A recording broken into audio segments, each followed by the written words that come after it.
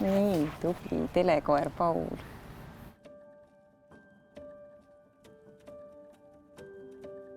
Palju räägitakse sellest, et meil on vaja tugevat immuunsüsteemi. See on müüt. Liiga agar immuunsüsteem ei kaitse meid haiguste eest, vaid põhjustab hoopis probleeme, nagu põletikud, allergiad või autoimmuunhaigused. Meil on tarvis hoopis nutikat immuunsüsteemi. Immuunsüsteemi, mis tunneks ära võimalikult täpselt haiguse tekitajad ning suudaks neile ka võimalikult täpselt reageerida, ilma et ta teeks meie endi kudedele liialt kahju. Kuidas immuunsüsteemi targaks õpetada? Üheks võimaluseks on puutuda kokku võimalikult paljude looduslike ainetega, et immuunsüsteem õpiks eristama ohtlikke ja ohutuid aineid.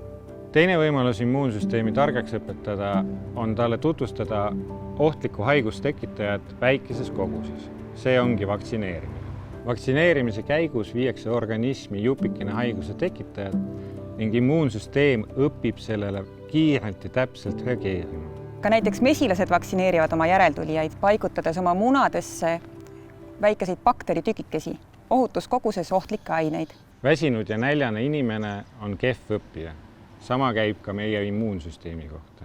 Nutikas immuunsüsteem on osa hästi hoitud kehast.